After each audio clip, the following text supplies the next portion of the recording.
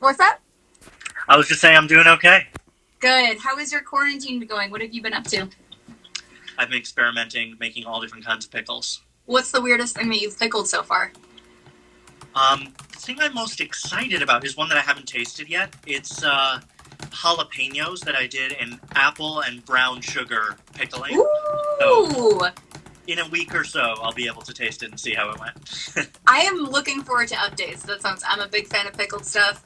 I will say I had a friend that pickled bananas once, and it was not good. So you Did can they skip peel the that one. bananas first, or no? Did he peel the bananas? Yeah.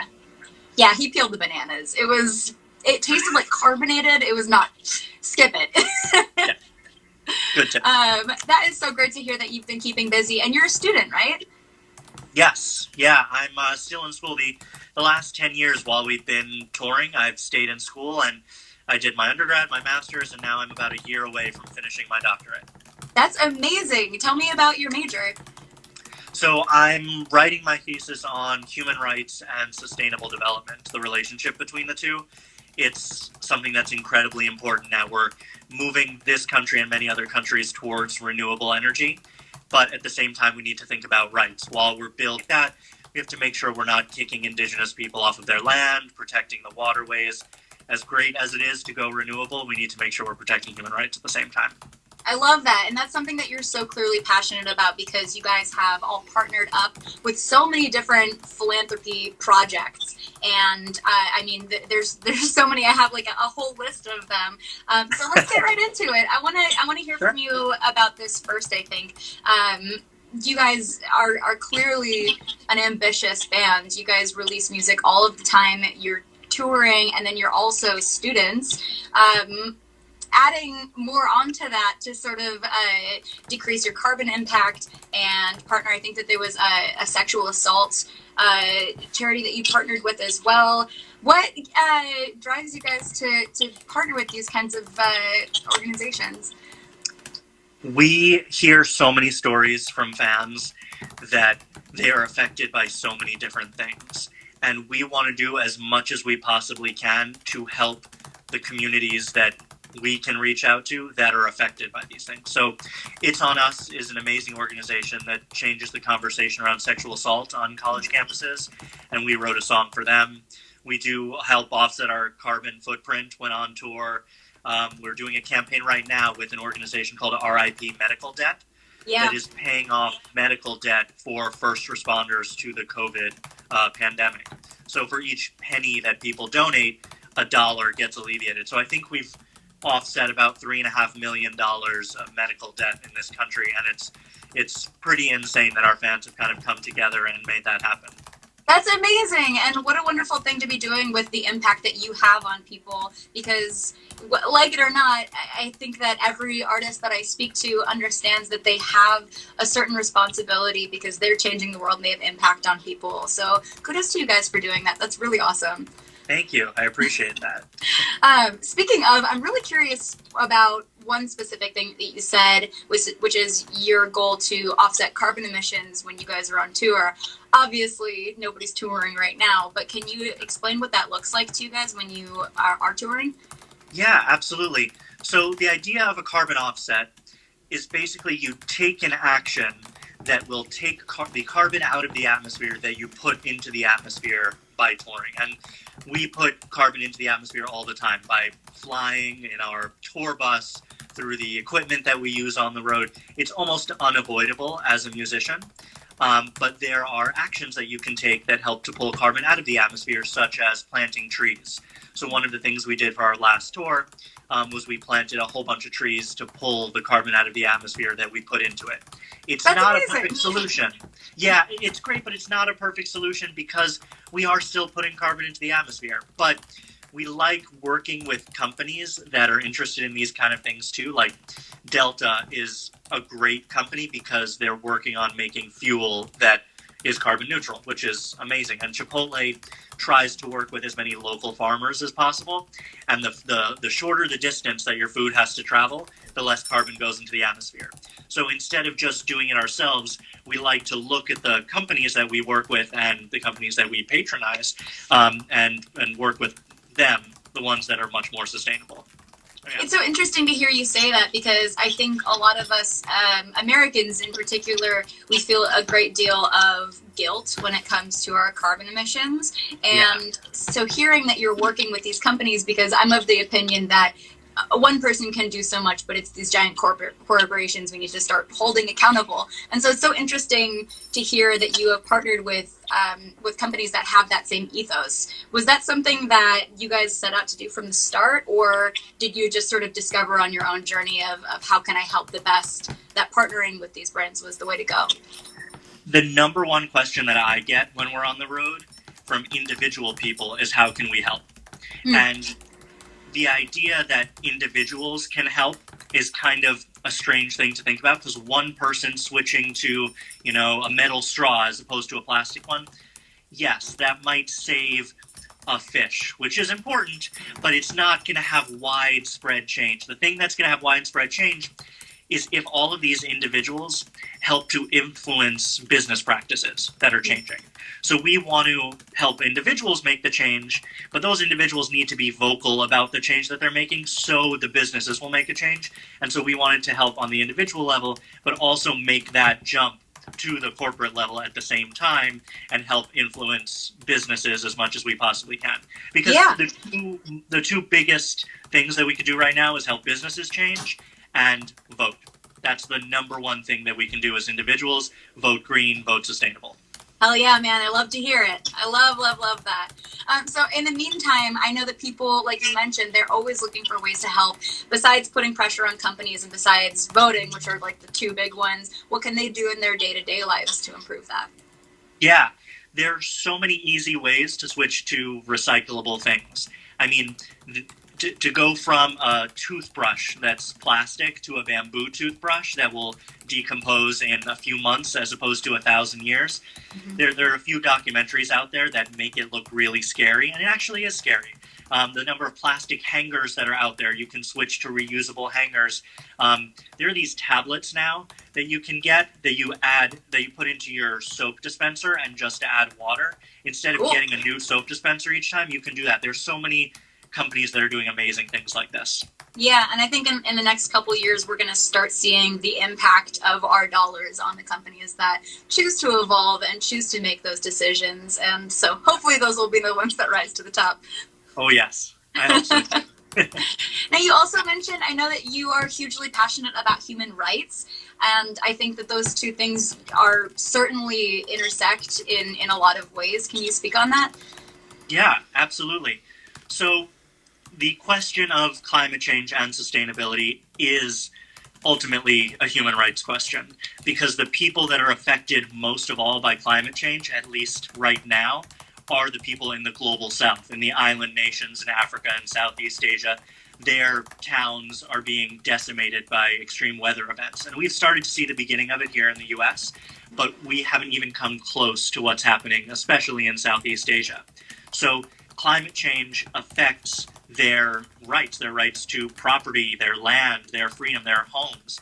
And they're actually being forced out of their homes. The investments that they put in, the development that they've done, all of this is being violated. Their water is being contaminated. Their food is being contaminated. There's a girl in Peru who has done some amazing work. And I think she's like 15. She invented a chemical that she adds to the local power plant runoff that now allows her family to farm again. Whoa! Because, yeah, it completely reversed the effects of the power plant runoff. So these terrible companies... Sorry, a call came in. I had to ignore it. So, yeah, these companies that are polluting, they are violating human rights left and right. But if we can make sure we're moving in a sustainable way that also takes into account human rights, that's the dream. That's the goal. And now is the time to do it, because we are at the forefront of renewable energy and sustainable change. Well said, man. I love it. I love where you're coming from, and I think it's so important that people take all of it into consideration, because you're right. You know, we think about climate change as this big thing that is going to affect everyone, and it certainly is, but there are people who are affected more than us right now, and that's important to take care of. Great. This has been such a productive chat already. I have to say, so this is, you were mentioning the ways that you guys like to offset your carbon footprint while you're on tour, but you're not touring right now because of everything. What are you doing to stay busy? How are you connecting with fans? And are you guys working on any music right now? I'll go in reverse. We are working on music. We are working on music. We've done a bunch of songs over the last 6 weeks or so. And I think we're going to be releasing something in the next month or so. Yeah, don't tell anybody, okay? But yeah, we want to put out new music. I don't know if we'll have a full new album ready to go, but we'll definitely put out new music. In terms of what we're doing, we're trying to stay in touch with fans as much as possible, but also quarantine has given us a lot of time to reflect on ourselves as individuals, as a group, the message that we want to put forward as a group, the projects we want to be working on, and music is at the center of it. But obviously, because of all of these philanthropic things that we're doing and the video projects we're working on as well related to music, there's kind of this, web of things around music. And this has given us time to figure out, okay, how do we want to plan the next year of our lives if we're not going to be able to mount a really big tour? So it's been beneficial, emotionally too, to be able to think about these things.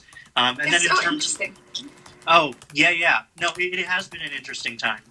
But in terms of staying in touch with fans, I mean, social media, if we didn't have this right now, I think we would go crazy. I mean, to still be connected to fans and see what they're doing and do live streams once in a while, things exactly like what we're doing right now.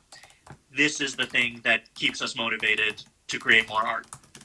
I love that, and I'm happy to help because it's so nice. It's also something that is like keeping me sane right now, is getting to talk to artists, and doing it out of my house is great. If I am remembering correctly, your bros live together and you live alone, right? Yes. So are you guys seeing each other, or are you Skyping? What's going on? Yeah, so we see each other about once every 2 weeks or so. Mm. And we don't see anybody else except each other. The pod. So, yeah, exactly. So every 2 weeks or so, we'll get together and we'll film a couple of things that we need to. If we're doing, like an acoustic performance or something like that, we'll film that, and then we'll separate for the 2 weeks and use that content over the course of the couple weeks. I've heard in a lot of interviews you guys speak to, the like most basic question that you could possibly get is like, oh, how do you get along with your siblings and have a band together? And it seems to be always that you guys are like, well, you guys have lived together for your whole lives, and you guys have always been surrounded by music, and so you guys just have kind of a cohesive idea and mutual respect for each other. So my question is, how do you guys find time to put aside music and just spend time with each other? How do you know how to feel that out, or is it really just like a constant part of your lives? That's an amazing question. Thank you for asking it, because you're right. In every single interview we get, oh, you must get into fights all the time. How is it working with your brothers? We try as much as possible to take that time separate from music and work on other things together and apart. But we do things to relax. We're big Wii fans, not like Nintendo Wii, not anything new, but like the old original Nintendo Wii. Like wow. We do the bowling. I can't get at GameStop like for that. Oh my god, that's amazing. Yeah. So you guys haven't gotten a Switch yet? Because that's like, it's the same, but it's better. You gotta get one. We have a Nintendo Switch. We still play the Wii. Nothing hits quite like that loading screen music, I guess. The Wii Shop Store, it's pretty great. Oh, yeah. I would love to hear a cover of that. It's nostalgic. Yeah. Yeah. That's great. So what do you like to play when you play the Wii? Is it like bowling, or what's the game that you guys go to? Yeah, bowling is great. The one where you fly around with the balloons is great. Ping pong. We do ping pong all the time. That's so great. I love that. So you're in New York right now, right? Yep. What's the vibe over there? You're allowed to go on walks, right? Yeah, we go out on walks, but it's very strange. There are two kinds of people who go out. One type really obeys what you're supposed to do and wears masks and stays away from everyone else. And the other type is treating it like nothing's happening. But there's still this feeling of the city really coming together in a way that it hasn't in so long. I feel like since 9/11, there hasn't been something like this, happening in New York. Yeah, a giant event that is terrifying and unifies a lot of people.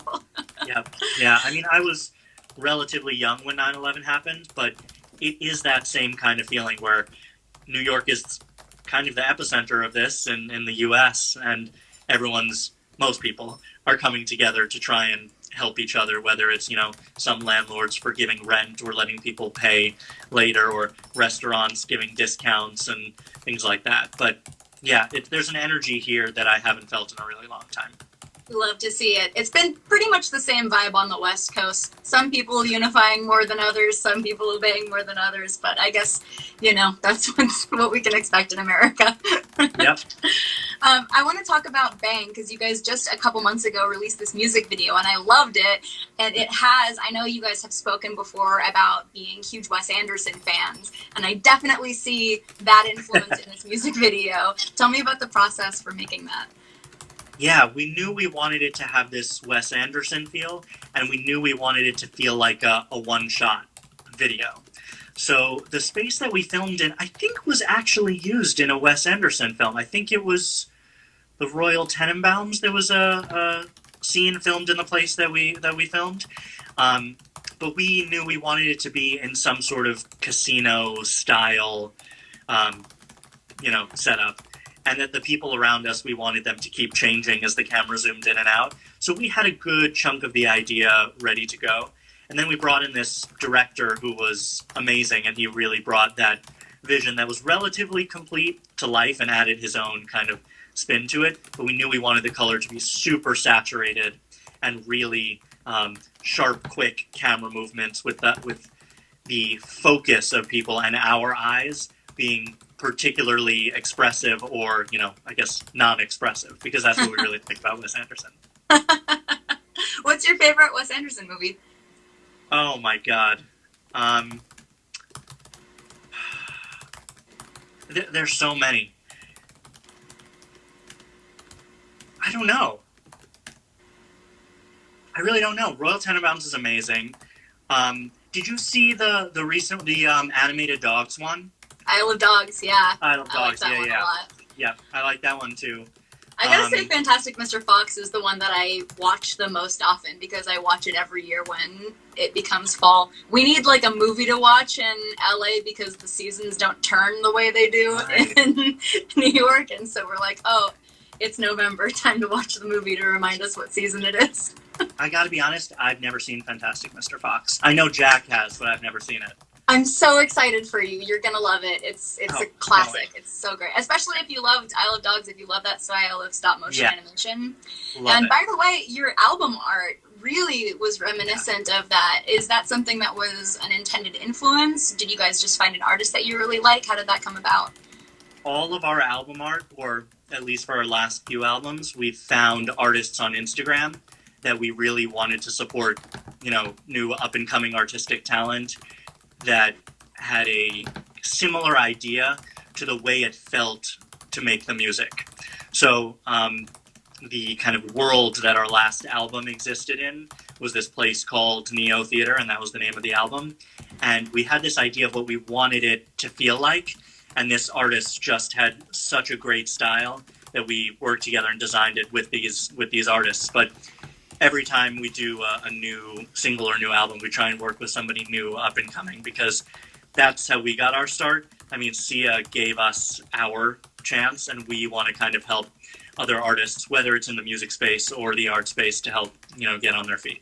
And it's such an amazing time to do that because, like you mentioned, we're connected with social media. It's so easy to find. I look for artists on Instagram all the time, and you can really, really find some people to signal boost that you might have never seen before. So I'm curious, is there any like bands that you've been listening to, any kind of music discoveries or artist discoveries that you've made that you would like me to check out? Yeah. There's a new artist. I don't know how to pronounce the name, but the song was really good. I think it's spelled Beene. Beene. Yeah. Ben. Bene? I don't know. Bean? I don't know, but it's really good. Cool. Maybe some people who are commenting know exactly how to pronounce it. But yeah, it's really good. Honestly, I've been listening to a lot of old music in quarantine. Oh yeah, no, this person writes Benee. Sorry, I spelled it wrong. There they go. Okay, I will check it out. That's awesome. Check it out. But I've been listening to a lot of old music because it's kind of felt nostalgic being at home, staying at home, not traveling that much. So I've been listening to a lot of Simon and Garfunkel, Beach Boys, things that we grew up listening to. Yeah, and that comes across so clearly in your music as well, because you guys have great harmonies, and it's just sort of like a fun vibe, the way I always think about the Beach Boys. The difference to me, and also this made me think of when we were talking about your album art, the characterizations of you guys. Like, it's almost like you guys have this fictional world that you live in, and you guys are characters in it. And I love that. Was that something that is intentional? Yeah. Each album we make is meant to be a complete album. It's meant to be listened to start to finish, and it's meant to put you in this world that's different from the world we currently live in. So we really wanted the art, the videos, everything about it to be consistent with building this world that's, an escape, but also kind of a commentary on the current world we live in. So that's interesting to me, because when I think of you guys kind of characterizing yourselves and your love of Wes Anderson, I mean, I'm seeing an intersection. Would you rather, here, let me ask a question. Would you rather have Wes Anderson direct one of your music videos, or would you rather score or add music to one of his movies? At this point, I'd probably say score or write music for one of his movies. I think, mixed medium is so interesting. We're working on some interesting projects that are mixed medium. Bringing music into spaces that don't traditionally have music sounds really cool to me.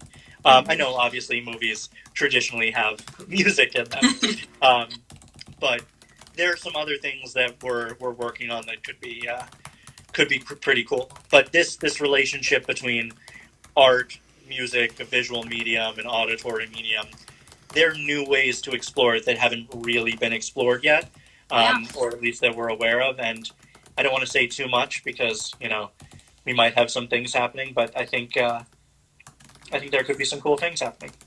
I love that. We love to hear that. Something that I know has been especially popular in the quarantine days has been a lot of people doing concerts in Fortnite and Minecraft and VR even. Is there something like that that could be of your interest? We haven't done anything like that, and can you do a concert in Wii Bowling? The people who show up on the side of the bowling, all the other me's that you created, like all the people are there. I don't know if you can do a concert there. I don't know if enough people still have the original Wii to make it worth it for them to do a concert. But yeah, I don't know. A concert in Fortnite could be interesting, and I know a bunch of people have done it. I don't even. Apparently there's something called Twitch that I'm not cool enough to know exactly what it is. It has nothing to do with gaming, right? Yeah, but the thing is, they pivoted from being only music or only video game stuff to now anybody. At first, it was pretty exclusively for people to live stream games, but now it's you get art and culture and people have playing D&D, so you can do all kinds of things. Cool. And live streaming is, I think, a great way to connect, like you mentioned, with fans during these crazy times. Yeah, we're trying to balance giving our time to fans and also taking time for ourselves.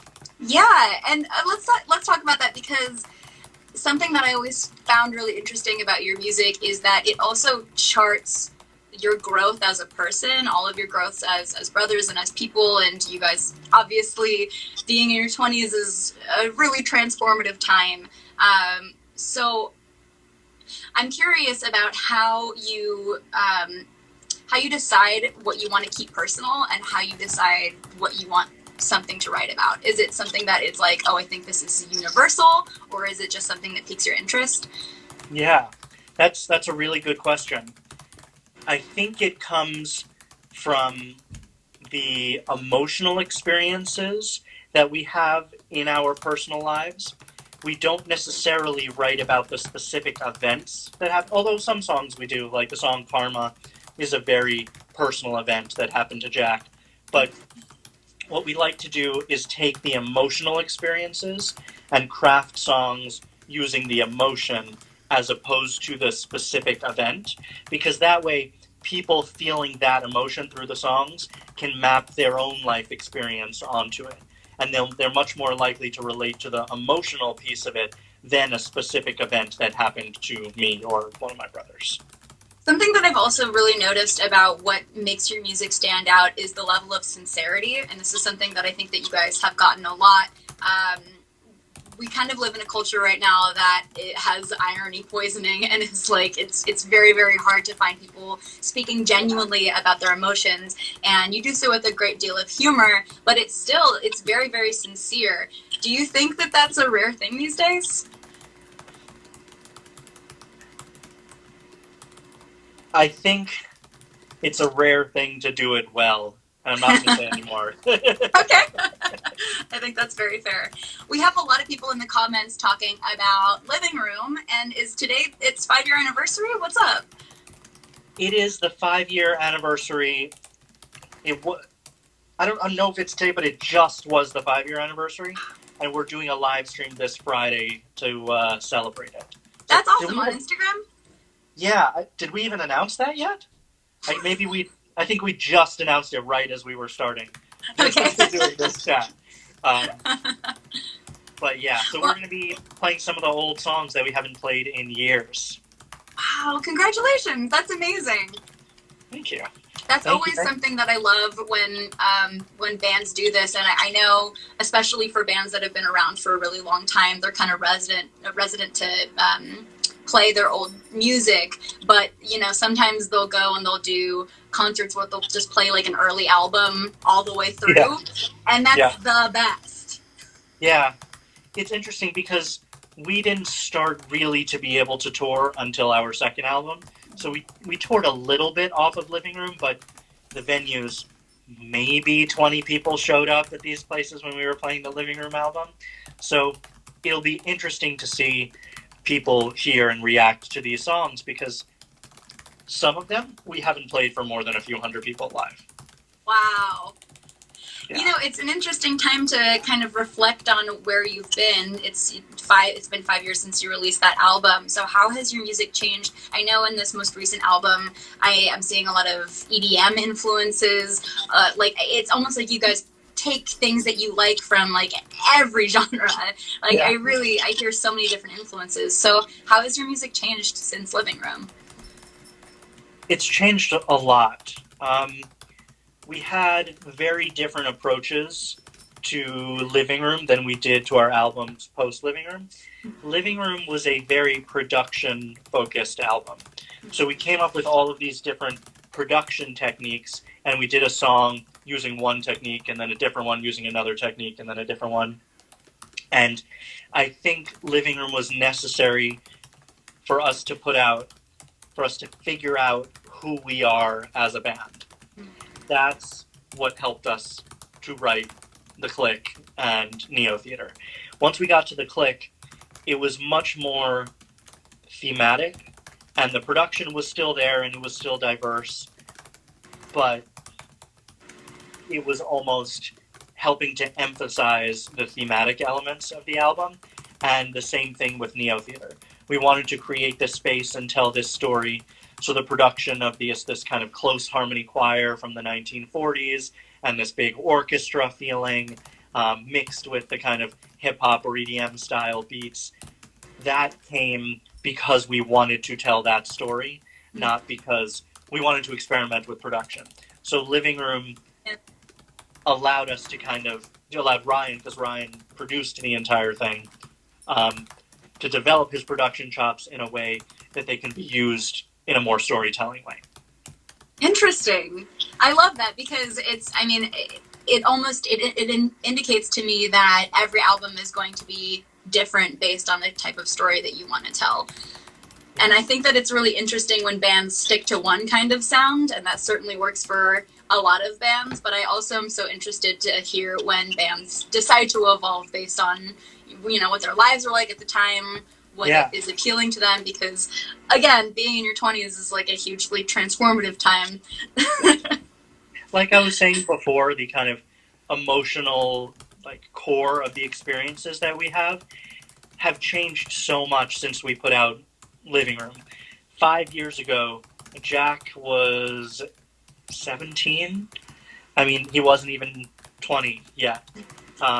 So we've all gone through a lot in the last 5 years because we've developed this career, but also we've gone through a lot because we are completely different ages. So that emotional core that we try and convey in our music changed. And it's difficult to put things out that we're proud of that do not represent who we are as people. And because we're going to keep changing,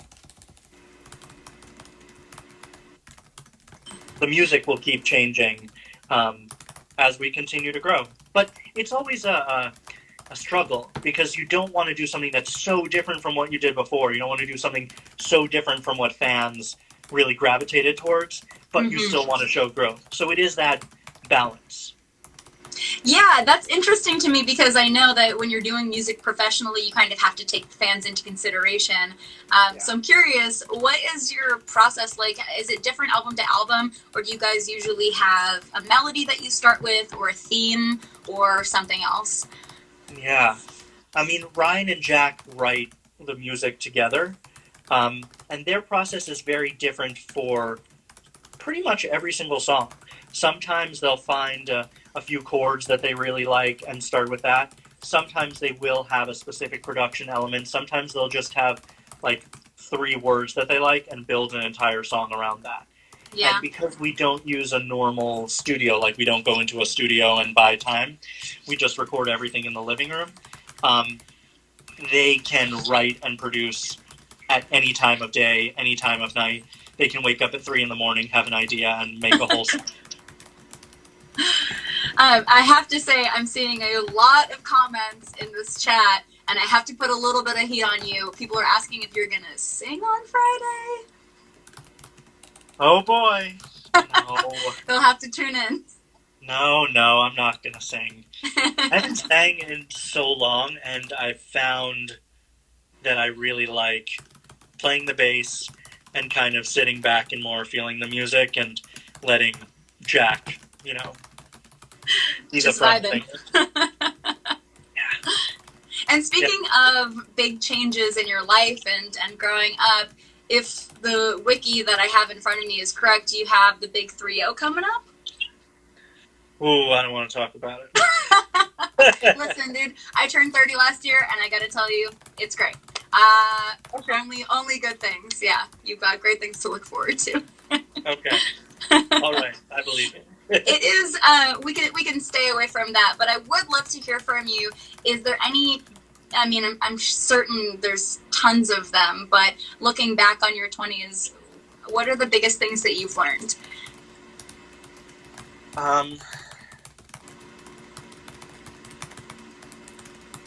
I've learned. Okay, this is gonna sound weird, but I've learned to have just as much faith in individual people as I do in humanity as a whole. And I think developing a sense of trust for, us as a race has been really important, like the entire human race, is just as important as developing trust for individual people that you can rely on and count on and be part of, your close-knit family, whatever that means to you. So that's probably the biggest thing that I've taken from my 20s. That's wonderful. I love that bit of wisdom, and it's more pertinent now than it ever has been, honestly, because this is a time we're going to really need to work together. So thank you for that. I love that. Yeah. Something that I like to do with guests, and feel free to say no, I love to see their stuff. I love to see what their rig looks like, if they have any records that they collect, or any concert posters or merch that they really like. Yeah, so I can do some of that, except I'm staying in an apartment that is not mine. Okay, got it. An apartment of a family that moved upstate when this started, and they let me stay here just because I'm closer to my family. So I have a suitcase and my computer. Ooh, so then you have the essentials. But I can show you the pickles that are pickling in the fridge. Yes, please. Okay, we can do that. And while we're on our way, do you have any that you are off the top of your head, like desert island records that you would listen to? Oh yeah, old friend Simon and Garfunkel, Pet Sounds by the Beach Boys, definitely. Folks, I don't know if you're. Oh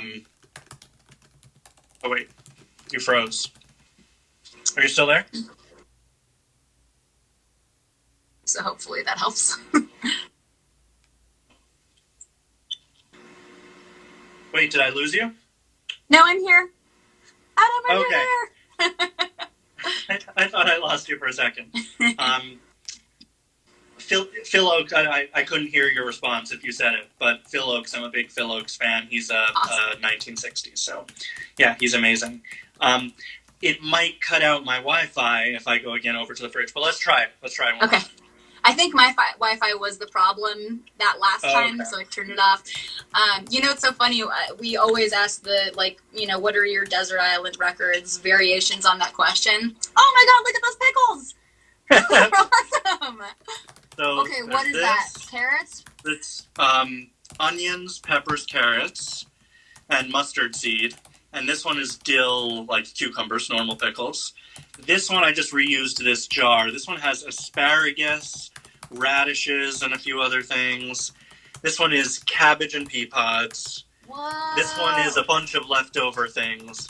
And then these are the jalapenos with the apple and brown sugar. Yo, those look delicious. Yeah, I'm excited. So these are done. What are you going to do with them? Do you have plans for each jar?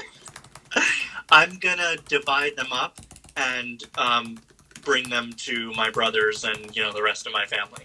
That is it's all about sharing now. Yes. Oh my gosh. Great on sandwiches. Yes, especially the jalapenos. I'm excited for that. Yes. I was just going to say, we asked the variation of the desert island question a lot, and my favorite version of that is a woman named Bonnie from the great band Death Valley Girls we had on here a week or so ago, and she said that she has a playlist for if she's flying and the plane goes down, because she's afraid to fly, and I love that. It's because it's essentially the same question. It's like, what are the last things you're going to listen to? I love the way she phrased that. But I have to say, in terms of desert island music, you picked very chill things that you would want to listen to on an island. So I appreciate that. Yeah, they're islandy kind of things. yeah, they're good for just vibing too. Yeah. Definitely. So you guys have been pursuing music for a long time and together. Did you guys ever get advice from somebody that you really look up to that stuck with you? Yeah, absolutely. We were technically discovered by Sia. Mm-hmm. Ryan and I were in school together, and we wrote this song called I'm Ready, which was on Living Room. And we were tweeting it out to a bunch of celebrities, and the last one we did was Sia.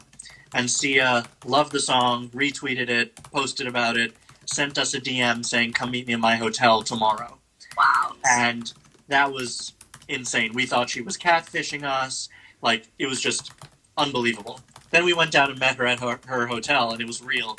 She is such a nice, down-to-earth, creative, outside-the-box thinker. It was really amazing. So she gave us a bunch of advice about the industry when we were first starting out that was so beneficial. So many people wanted to do deals with us in the very beginning when we first started out. And those deals were, okay, we'll get you in the studio with like this massive writer and this massive producer. And she, along with our current manager, said, you know, if you feel like the music is done the way it is, you should stay true to that. And we moved forward, and I'm Ready, when it was on the radio, and it is a platinum record, and it was the same thing that we produced in the living room, wasn't even mixed by anybody, wasn't reproduced, rewritten by anybody, and it's still, you know, one of our most successful songs. So we took that advice to heart. Staying true to your vision. And yeah, that's easier said than done. Also, in my own art, I certainly understand that you want to be someone who can accept feedback, and you want to be someone who respects your elders and the people who have made it and the people that, you know, you want to emulate. But it's difficult to kind of reconcile that with what you feel is really right. Do you guys still, like, is that something that's a continual conversation? And can you hear me is the question.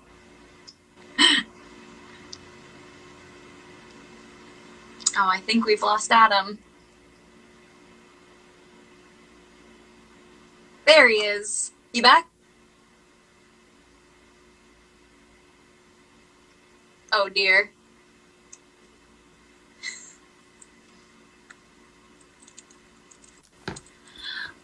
Oh, he left. Maybe he might try to join again. Guys, I am loving all of the comments that you have. Please keep them coming. We've got, yeah, I'm going to give it a minute or so to see if he can rejoin us. But dang, what about those pickles? So good. Please keep on tuning in. There he is.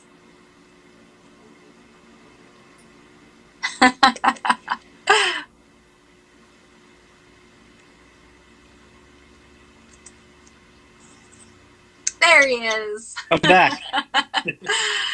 You know, this has been the biggest struggle with working from home and you know, doing film industry stuff, figuring out how we can all reconcile our terrible internets. So thank you for your patience. I appreciate it. No. Thank you. I just have a couple more questions from you. I don't know if you heard what I was saying before, but the advice to stay consistent in your vision is something that is way easier said than done, in my opinion. Certainly with my own art, I've experienced that. And you want to respect the people giving you advice, and you want to be open to feedback. But how do you reconcile that? That's a great question. I mean, now it's easier because we've had success by going with our gut. And so the industry trusts us more to do, you know, what we want to be doing because we've had success with it. But in the beginning, all of our deals that we did with different distributors and things like that, we intentionally stayed independent. So all of our music was put out on a label called AJR Productions that we owned. And every single deal was that the three of us retain final creative say over anything. And people can't refuse to put things out because of it. But we were still very open to advice.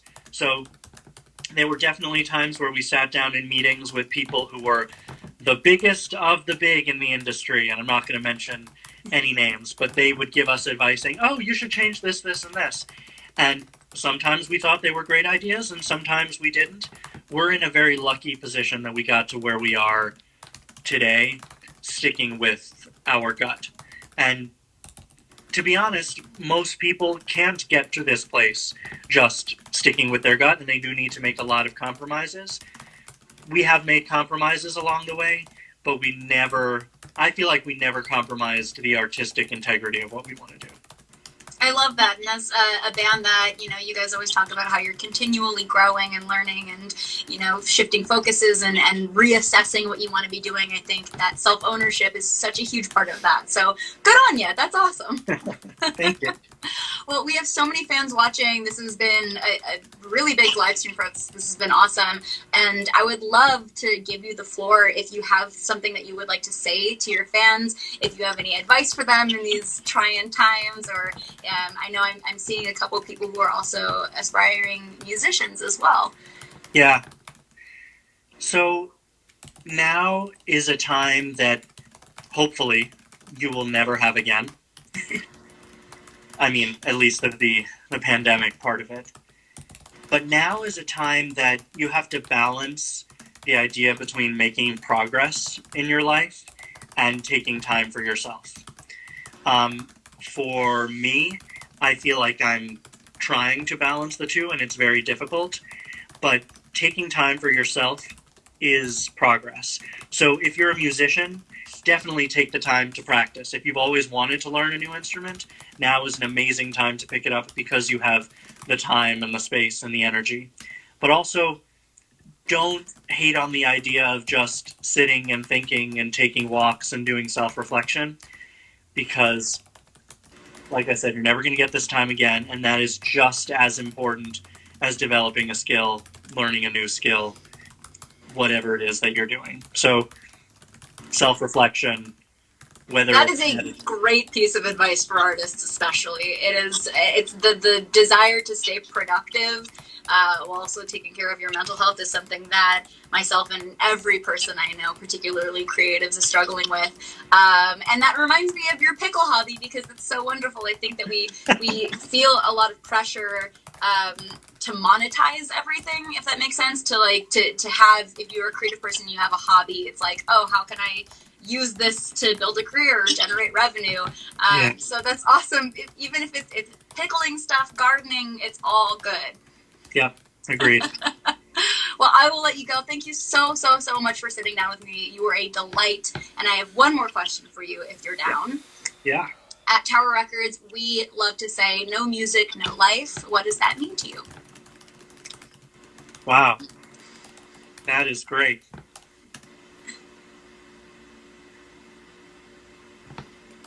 I think no music, no life to me means just as much as music can inform and develop and speak to things that you do in your life, life can inform and develop the way you hear music.